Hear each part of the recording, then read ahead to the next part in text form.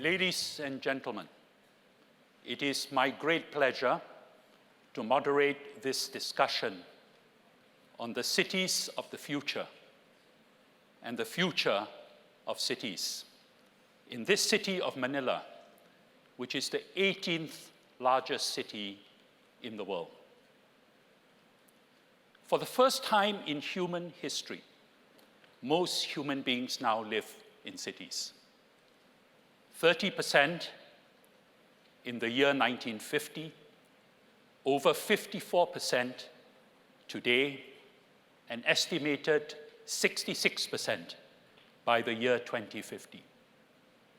So a discussion on the cities of the future is not just a discussion on cities.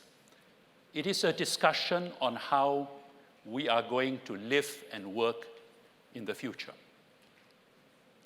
We have a wonderful panel to begin the discussion this afternoon.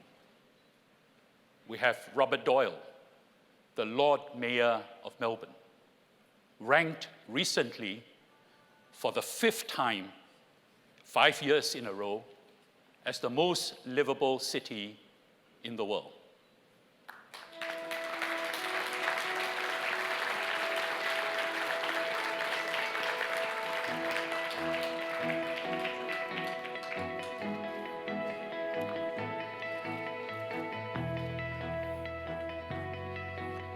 We have Dr. Frank Appel, the CEO of Deutsche Post DHL, the world's leading logistics and mail services corporation.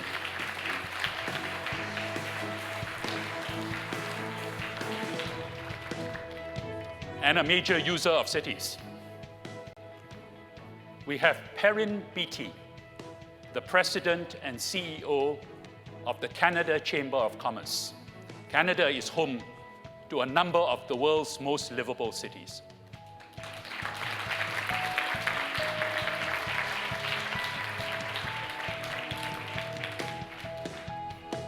And last but not least, we have Jaime Zobel de Ayala, Chairman of the Ayala Corporation, recipient of the Harvard Business School Alumni Achievement Award, recipient of the Presidential Medal for Merit.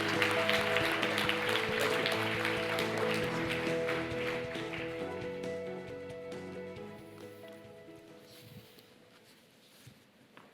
Gentlemen, let's talk about the challenges facing cities. When we look at our world, which is increasingly a world of cities, we see a small number of cities, highly livable, doing very well.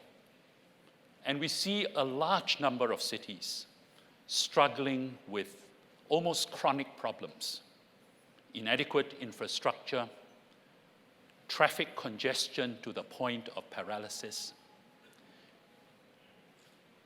Mayor Doyle, Lord Mayor Doyle, coming from Melbourne, a successful city, when you travel the world, when you see the challenges confronting cities throughout the world, what, in your view, is the biggest challenge facing the cities of today and of the future? Let me tell you a little bit about mine and our challenges. We're a city of about 4.3 million people. It's a large city by Australian standards, down in the southeast corner of Australia. But we're growing very quickly for an Australian city. The Australian Bureau of Statistics says sometime around 2050, we're a city of perhaps 8 million. We overtake Sydney in the 2030s. And that means that speed of growth means for me that many of my problems are those that are similar to cities throughout the world. How do I make decisions now that will ensure the prosperity of the city, the sustainability of the city, the resilience of the city, and the livability of the city? So I've just got 2 very quick little stories about a model now that I don't think will work in the future, although it did for us, and a very, very quick example of what the model for the future might be, I think, for all of us. First one is this. When I was first elected mayor in 2008, we were at the end of a drought. February of the next year, we had a terrible bushfire, a wildfire in our state. It killed 173 people. It destroyed over 2,000 houses. It was an awful event. But what led up to that event was 10 days in our city that was over 40 degrees Celsius. That, in the old scale, if you use the Fahrenheit scale, is 104. And that final day was 47 degrees, 116 in the old scale. In that week, nearly 500 people died in my city as a result of heat. Elderly people, vulnerable people, people with respiratory problems and compromise. And when we got through that awful period, we thought to ourselves, what can we do? What can we do to protect people from this in the future? And you know, the answer wasn't that difficult. What we did, first of all, we did a thermal map of the whole city. So right from the outskirts of the city into the centre. And what we found was the centre of the city, unsurprisingly, was 5 degrees hotter than the outskirts of the city, the so-called heat island effect. Then we digitally mapped all of the trees in the central city only, just the sort of 38 square kilometres of the central city. And we decided the one thing that we could do to future-proof us against that sort of terrible death toll was pretty simple: plant trees. So we started planting 3,000 extra trees a year, and we'll do so for 10 years. And we know that that will cool the centre of the city by 5 degrees. And think about the effect of that on those very high temperature days. And the reason that we think this is a great public policy, and we're working with Auckland right now, we're working with Los Angeles, with San Francisco to share what we did, is that it is transferable, it's scalable, it's affordable, and it's measurable. And we did that. We also had to do, I think Bunker was talking about this earlier, stormwater harvesting. And we did all of that to try to future-proof our city against those extreme heat events that we know we're going to get. And we did that with a little bit of federal money, but not much, to be honest. And we were able to do it. But to be honest, I don't think that's a sustainable way of us thinking about how do we want to be the most livable city in the world in 2050. We can't do it ourselves. So the second quick example is maybe the way forward, and it's much harder. We're about to build the biggest piece of city infrastructure in Australia. It's a rail tunnel. There are two 9-kilometre underground rail tunnels that we have to dig. And that's so that we can move people about. If you can't move people in your city, it is not livable. And by the way, cars, that's not what cities are for. Cities are for people. And you've got to be thinking about people first, not about the motor car. So moving large numbers of people should not be by motor car. But in order to do that, it is going to need to be a partnership between the federal government, the state government, the city government, and the private sector. We're still squabbling a bit about who will pay for what, but in the end, it's got to be a partnership between all of us to deliver this major project for the livability of our city in the future. When I go back to that terrible week that was leading up to Black Saturday, the city very nearly failed. As we got to that Friday night, telecommunications failed. The rail line started to buckle, so we weren't sure if we could get over 1 million people from the centre of the city home. Lifts all over the city began to fail. The city began to shut down. And so we knew if we were to future-proof our city, we'd have to do things like plant those trees to cool the city down, but work out ways that are much more efficient about moving people in and around our city. So that model of the future is going to be about how well we line up together and cooperate to deliver these very big projects. Otherwise, our cities won't have futures. Plant trees, infrastructure to move people. The key is partnership. This, of course, brings us to the question of how to get the politics in line with the solutions. But we'll return to that later. I suspect that's a very long discussion. Frank, you are the CEO of the world's leading logistics mail services company. And almost by definition, you have become an authority on how cities work, whether they work well, whether they don't work well, it affects how you do business. What is the biggest challenge confronting cities today and the city of the future? Yeah, so if I reflect what I hear when traveling around the world, the biggest theme for all cities is congestion. People spend massive of time in traffic instead of being home with their families or being on time to work, and that's a massive problem. And the problem with that is you can't overcome that very simply because you need long-term planning to upgrade the infrastructure. So when I'm talking to mayors of cities, they are definitely not stupid and know the problem. The challenge is somehow to plan long-term on one end. That is not easy, as I said. Therefore, we usually say, try to think more from how you use the capacity you have already in the smartest way. And that there are many different ways to do that. One is that instead of having traffic into the city for deliveries for products to retail or whatsoever, do it at night when the capacity is not used. Or using marine technology to use your main roads by Internet of Things to maximize the flow through these roads. So, the idea of using the existing infrastructure in the smartest ways is probably a shorter and better answer than thinking only to upgrade the capacity for major infrastructure investments, because there are always, conflicts with the people who live there. There's, then there's missing money to do that and all this kind of stuff. So I believe a very important thing, and we see that as well in many places, is that you debottleneck your system somehow by maximize the capacity you have already in place. So a big challenge is congestion, traffic congestion, and we should be thinking in terms of the smart use of existing infrastructure. Yes. Great. Perrin, do you agree with that assessment? It seems that when one starts getting into the problems confronting cities, that we almost need a qualitative leap, that incremental solutions are not going to work. I'm just wondering whether a part or a large part of the answer lies in technology. I have no doubt that that's the case. Certainly a starting point for us is how do we use technologies far more intelligently than we're doing today? When you look at the Internet of Things and the potential there is there for us to do things dramatically differently from how we've done them in the past, there's enormous potential for us to be far more efficient in terms of how we use the resources within cities to allow our citizens to connect much better, to enable them to be more respectful of the environment, to create living conditions that provide a better quality of life for our citizens. And using these technologies, I think we can make substantial differences. Infrastructure is key, and certainly from a Canadian perspective, we need to make major infrastructure investments in our urban areas, and also in trade promoting infrastructure. That is absolutely key, whether it's digital infrastructure, roads, railways, public transportation systems, a whole range of other areas. The other area that I would stress, though, too, is let's not focus entirely on things. We also have to focus on people. Toronto is a city roughly the size of Melbourne. One of the things that makes it unique is its diversity.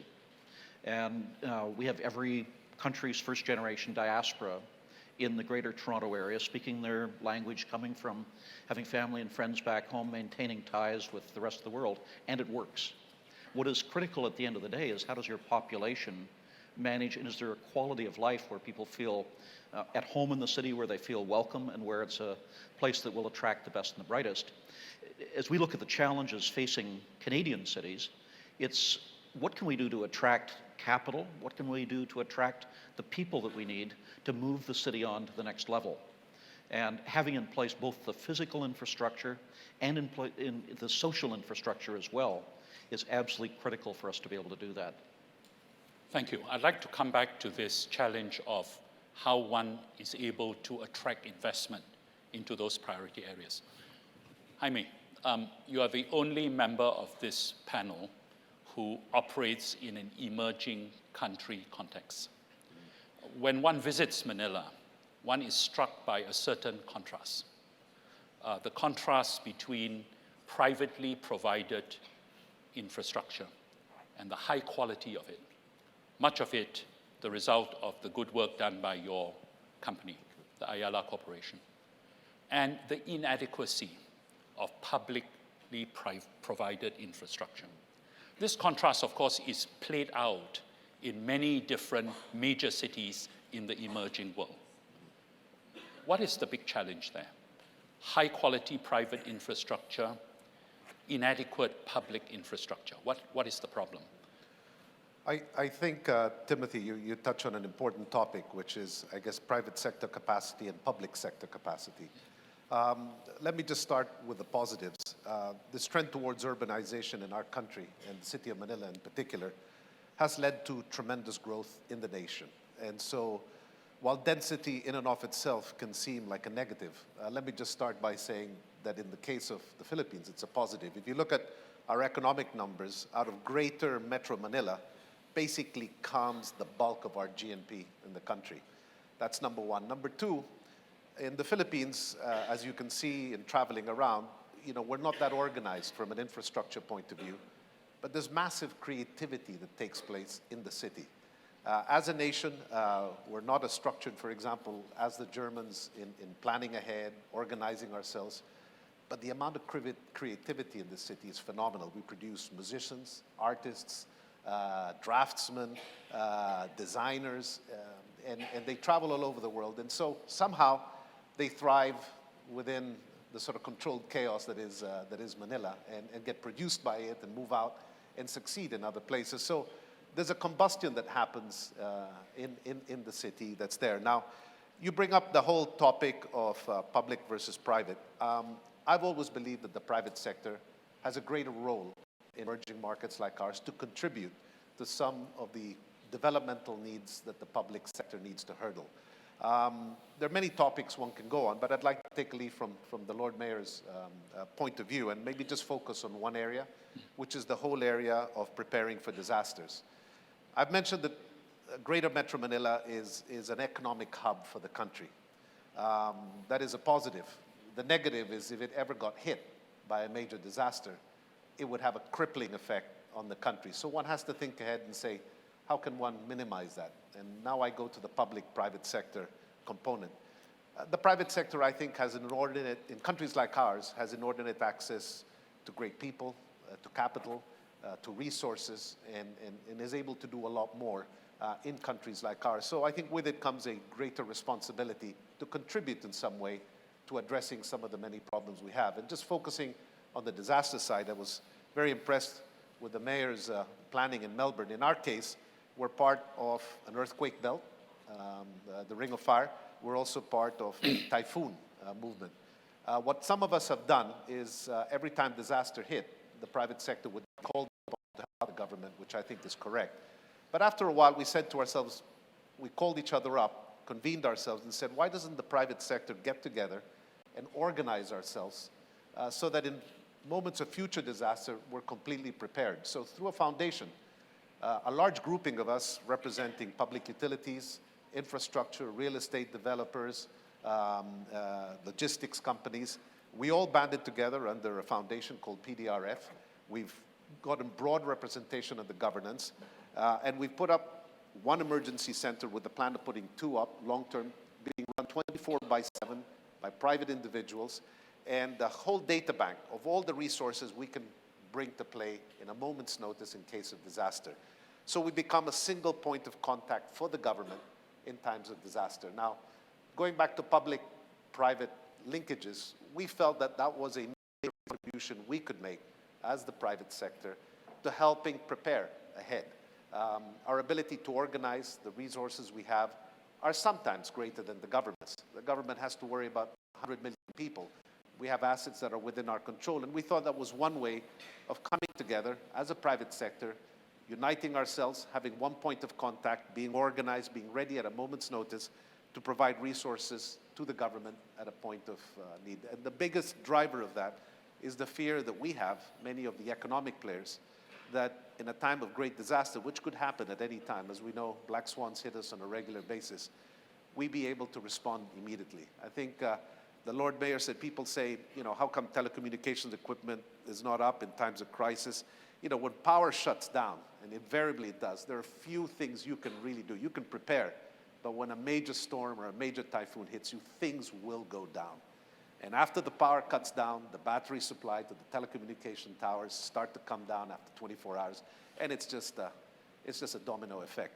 But however, preparing ahead for it, having resources in key components of the country, and being able to work as a grouping of private sector companies is just a great way of preparing and helping the government in time of need. That's just one thought I wanted to contribute to the conversation. Thank you very much.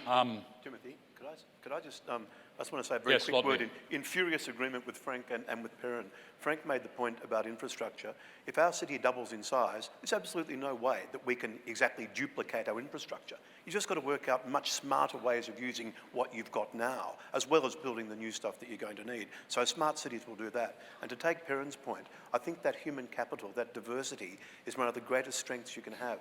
We say very proudly in Melbourne we come from 200 different nationalities. We speak more than 240 different languages and dialects. We practice 105 different faiths, but we're one Melbourne. And it's one of the great strengths of a city to have that diversity of human capital as well. Thank you very much. I mean, just taking from a point that Jaime made, it's quite clear listening to Jaime and looking at Manila that a large part of the answer comes in terms of private sector, enterprise, innovation, creativity. But it is also clear if you look at the world of cities that business cannot do everything. Part of the infrastructure challenge must be met by governments. So however difficult it is, we need to address the question of what is the proper role of government and what is the partnership that we talk about as necessary between government and business. So, Perrin, I mean, you used to be a minister in the Canadian government, and now you are president of the Canada Chamber of Commerce. What do you think is the key in terms of getting this partnership right? Too much government is a problem. Yeah. Too little government is a problem. What is the answer? Well, there's no one size that fits all on this. As a matter, we all are feeling our way along with it. But you look at infrastructure alone. In Canada, we have a significant infrastructure deficit. We need to first of all, do triage and focus on the areas where we can have trade promoting and other important infrastructure which will have the most economic impact in terms of creating economic growth and improving quality of life.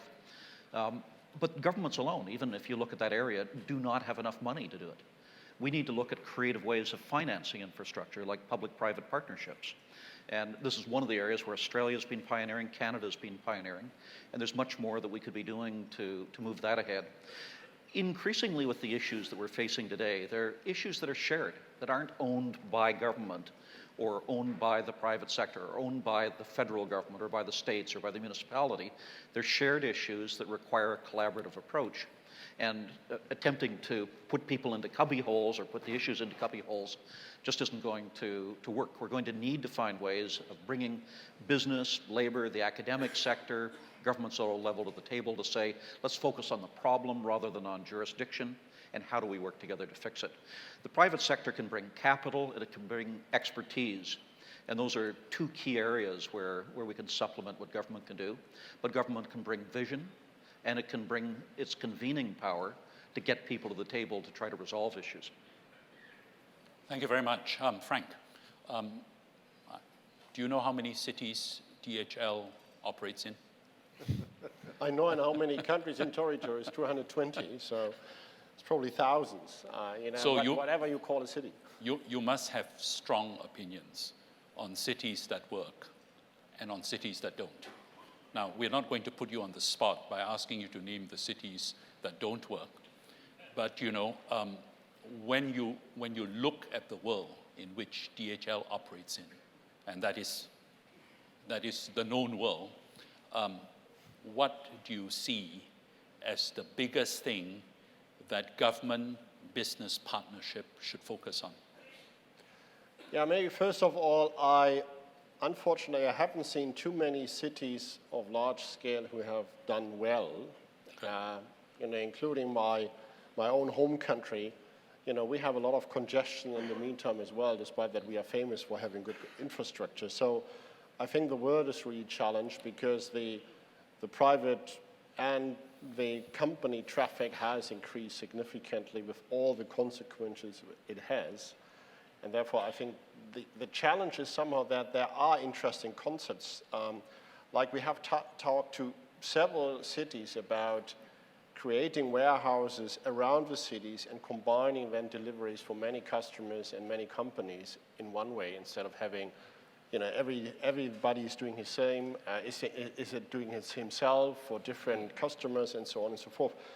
We didn't succeed yet because finally, always the question comes, but how do we keep competition up? How do we get then logistics companies still competing if you are providing all the services to the city? Despite that would be significant improvement.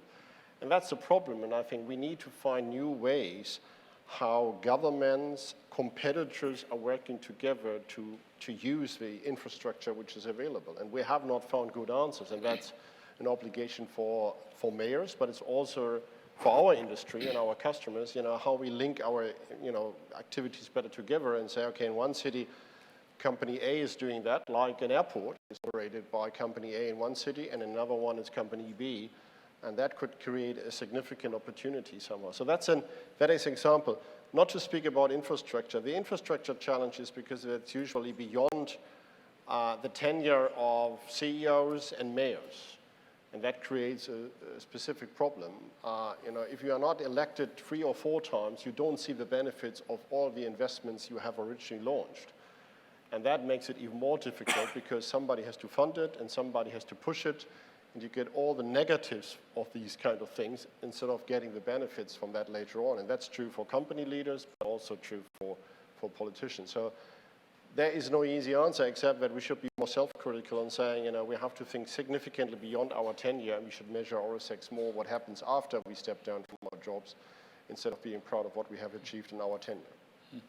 I want to pose a question to the Lord Mayor, and then after that, I'd like to open up the discussion to questions from the floor. Lord Mayor, it's clear when we get into this discussion that there is a need for long-range thinking, because no way we are going to create the cities of the future with short-term 3-5-year cycles. And yet, our modern politics is all about short-term thinking. Now, you are Lord Mayor of the world's most livable city. For 5 years in a row. 5 years in a row. For 5 years in a row. Did we mention that? And yet, increasingly, the kind of politics, not just in your country, but in the developed world, is short-term with a revolving chair at the top. How does one reconcile the need for long-range thinking, the courage to make those long-term decisions, and all these short-term political considerations? After the Lord Mayor, open the discussion to the floor. So if you have questions, prepare for them. It's a central conundrum, and it's a real problem in adversarial politics that, one government gets in and has a set of priorities and everyone's heading down that track, and then suddenly, in a very short electoral cycle, a government of a different flavour gets in, and suddenly all of that's passé, we're going this way now, and the public are sick of it. In Australia, there is a discussion, particularly around infrastructure, that these decisions should be made in a way that all sides sign up to, and then there is a way forward. I don't really see much hope of that, to be perfectly honest, because each side has their own particular platform, and so I don't hold out a lot of hope. You can do some small things that are actually, not reliant upon the politicians. When we did our 10-year financial plan for the city, we didn't do it as a Lord Mayor, Deputy Lord Mayor and group of councillors with our advisors.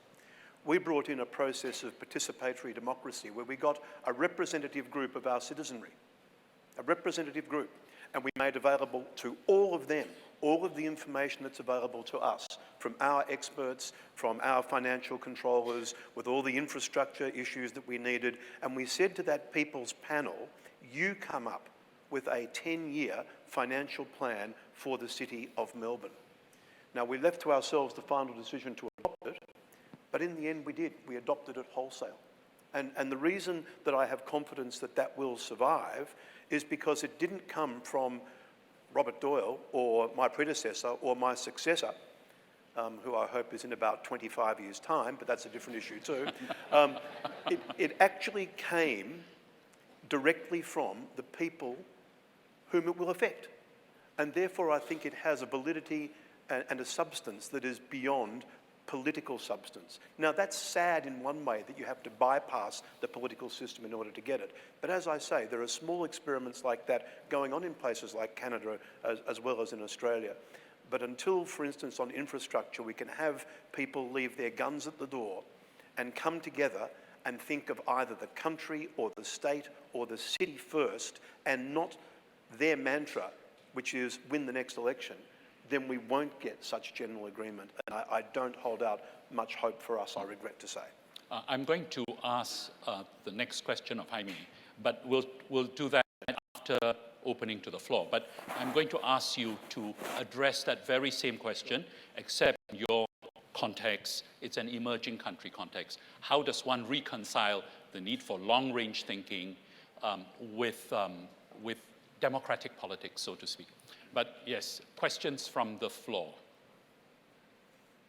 on this subject of the cities of the future and the future of cities. Questions from the floor? While they're thinking, can I add a point, just without wanting to be political or disputatious with the Lord Mayor, who has gotten the plug for Melbourne as the most livable city. 3 of the 5 top cities in the list were Canadian. They were.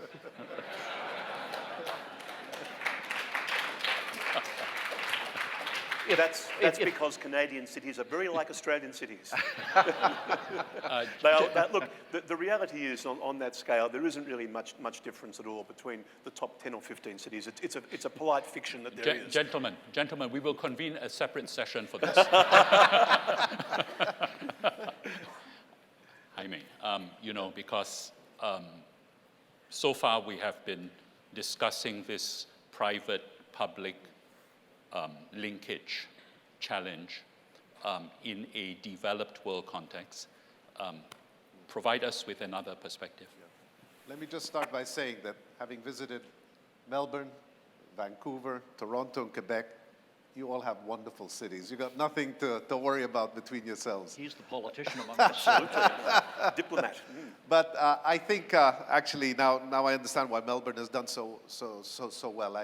I want to take an idea that the Lord Mayor put together, and I think it's just magnificent, which is the whole concept of taking an independent group to do a study, which the political leadership can either accept, add, or modify as they see fit, but get the communities involved in the planning, gives an overarching long-term direction to the needs of the community, and then it's up to the political forces to take it or not. I think that is just a phenomenal idea.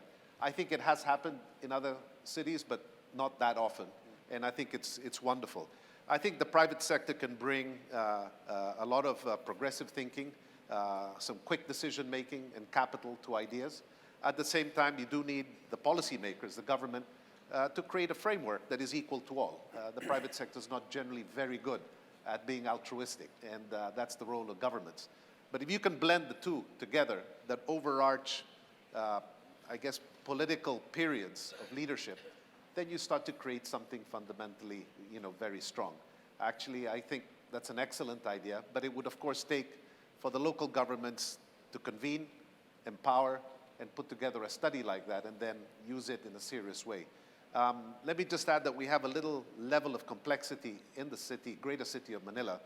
All of you think of Manila as one city, but we're actually fundamentally made up of I think 7 or 8 different cities, each with their own mayors. In our particular case, it's a different problem. There is no overarching framework to unite the infrastructure of these different cities. And that's a challenge that we have, given the governance structure of Greater Metro Manila.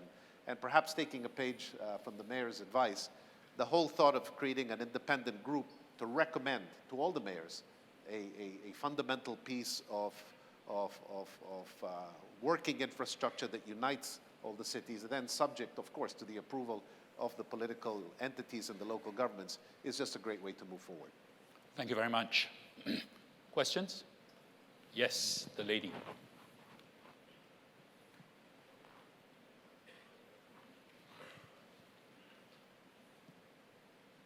I've attended. Identify yourself first, then ask the question. I'm Cora de la Paz Bernardo, former head of the Philippine Social Security System, ex-PWC, and I was president of the International Social Security Association. Thank you. I've attended a conference in San Gallen about cities of the future, preparing for the aging population. How do you think we should prepare for a population of old people? Because the requirements will be different from what the ordinary citizens require. Thank you. Thank you for that excellent question. I will take another one or two questions, and then we'll turn to the panel. Are there other questions? Yes, another lady. Hi, Christina Ampeel from PricewaterhouseCoopers. I was wondering, what technology are you most excited about to apply in cities? And how do you make sure the technology that's applied doesn't get obsolete now that technology advances are so quick? Thank you. Thank you. Second question on technology and how to apply. Another question? If not, we'll turn to the panel. Yes? Another lady. Hi, my name is Karina Hunt. I'm a Canadian delegate from the Voices of the Future program.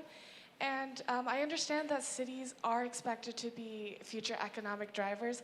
However, how are we planning to reconcile the development of cities with, while not neglecting rural areas? Because food security, for example, in the Northern Territories of Canada, and also mental health in these areas is a huge concern right now. Thank you. Okay, question on the right balance between planning for cities and not forgetting rural areas. So let me turn now to the panel. The first question on how do cities take care of their aging populations. I thought I would direct this to Lord Mayor Robert Doyle and Jaime Zobel. And then the second question is on technology for cities. I thought I would direct this to Perrin Beatty and Frank Apple. And the balance between the urban and the rural, I asked for a volunteer to respond to that question. So preparing for the aging. Robert.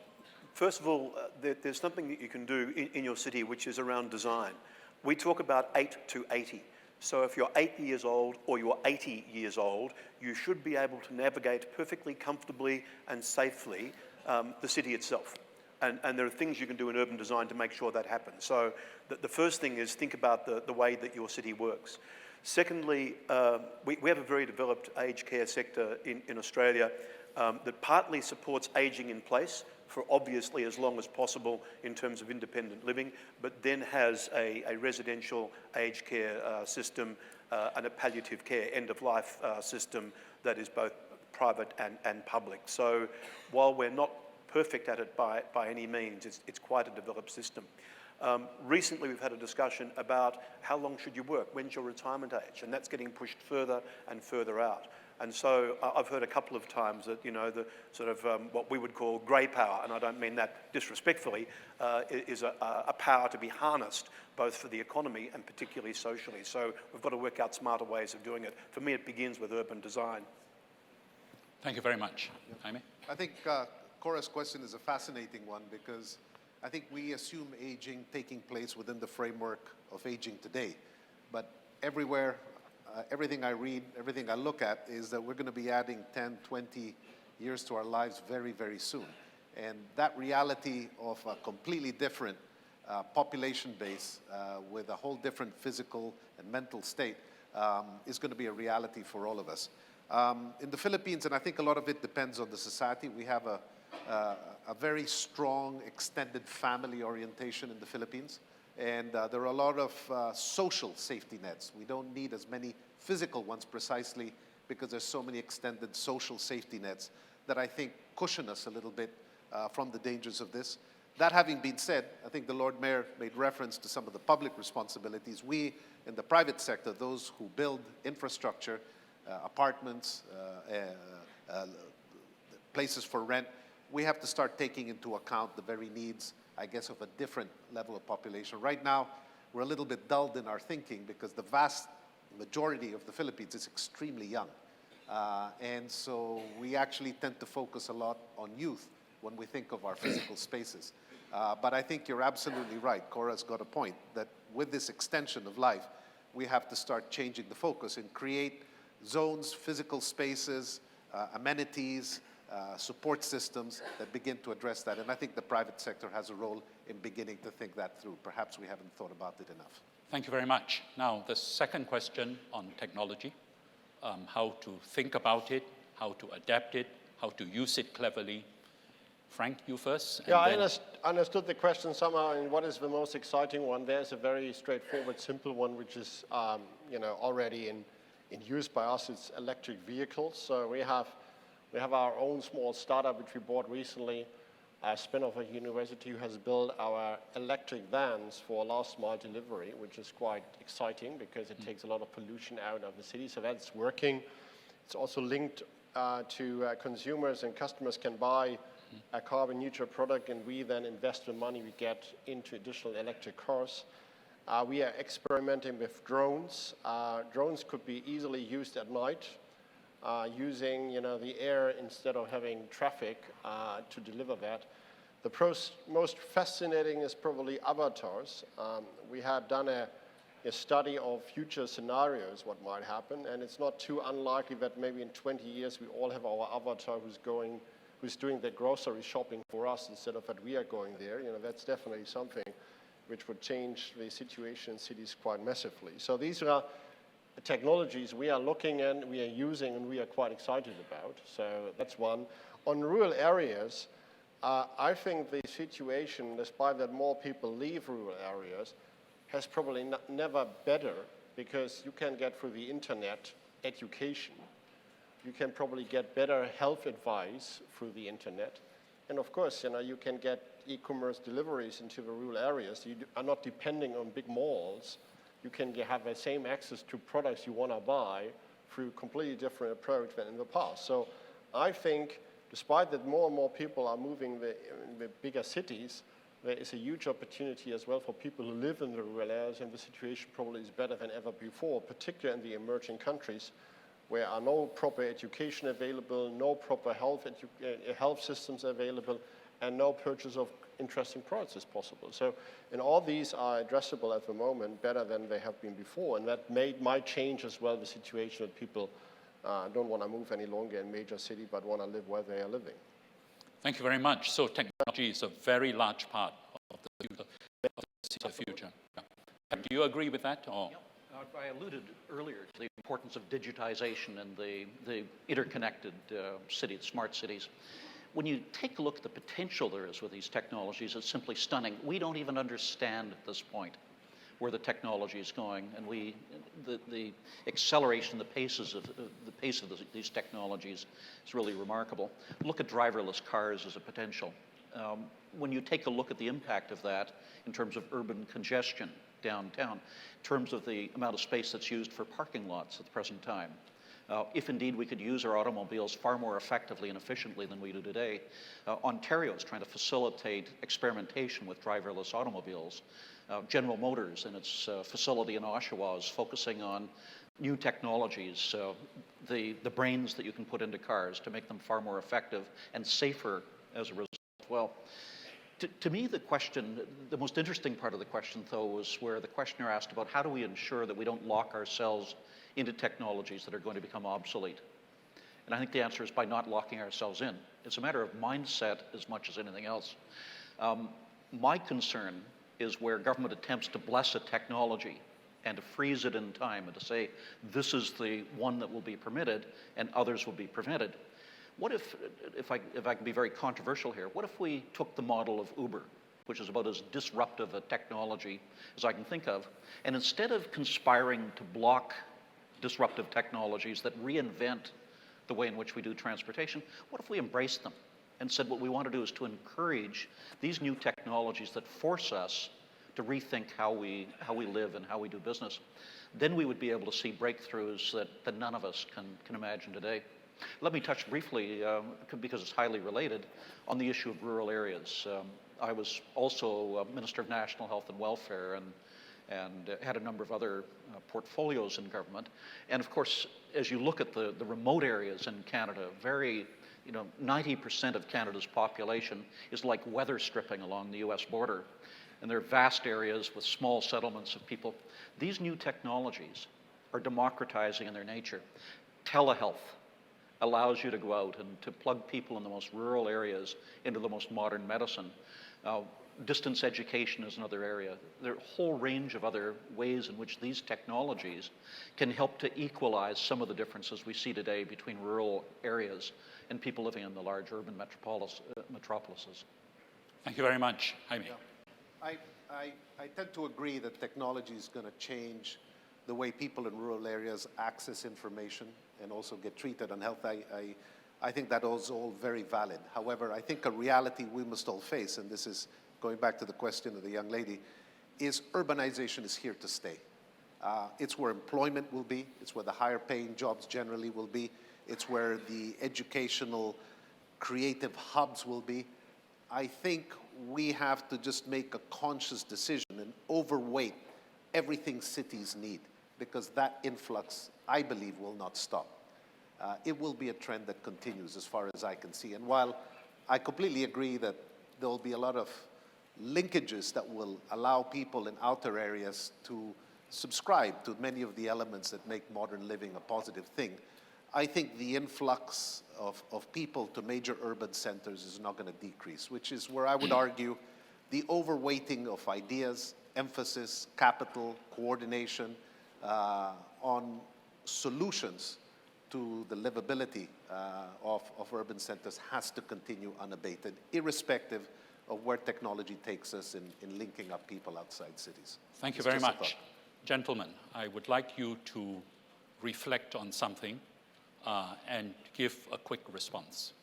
If you had to draw up an agenda for the cities of the future, what would be the 2 or 3 items on that agenda?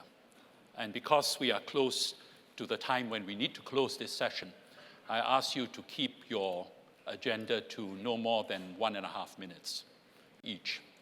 Why don't we start with Dr. Apple, and then we will have Perrin, Jaime, and then the last word to the Lord Mayor, Robert Doe. Yeah, so I would focus on 3 things. First, focusing on how you can maximize the capacity of the existing infrastructure.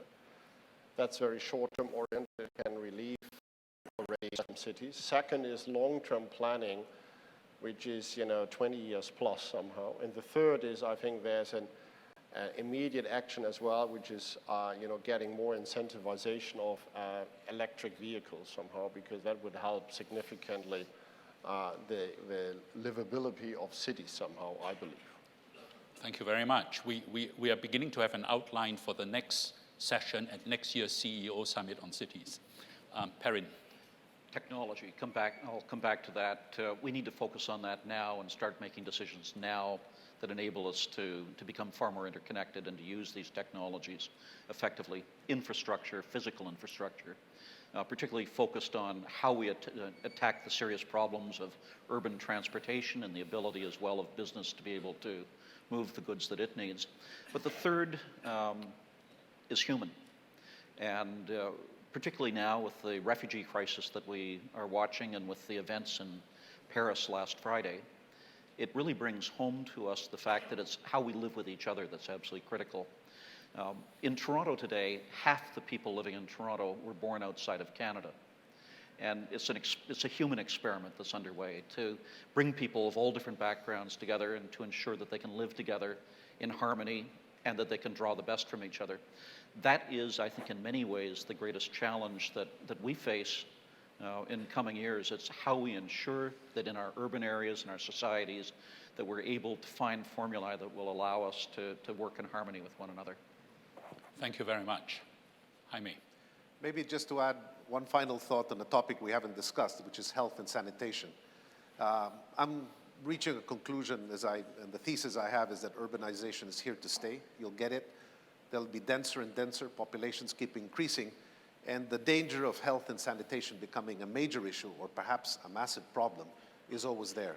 That revolves around waste, about the way water is handled, and the health needs, I guess, of a population that's increasingly dense.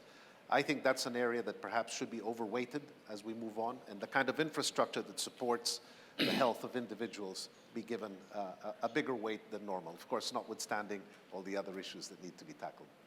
Thank you very much. Robert. I want to be really expert in the future at dealing and coping with disruption. We've spoken about the disruption that natural disasters may cause, and we're going to have to deal with those, whether they're weather events or man-made, as Perrin has just suggested. In dealing with the disruption of infrastructure, you know, when we build that 18-kilometre underground rail tunnel straight under the middle of the city, it is going to alter the way the city operates for 6 years. And we're going to need to deal with that as we do that. Or it might be disruption of technologies like Uber, as Perrin just said. Or it might be the fact that in my central street, the central spine of our city, we took all the private cars out of it, all of them. So there's only trams, the busiest tram route in the world, pedestrians and cyclists. Disruptive. But no great city in the world is trying to bring more cars into its centre.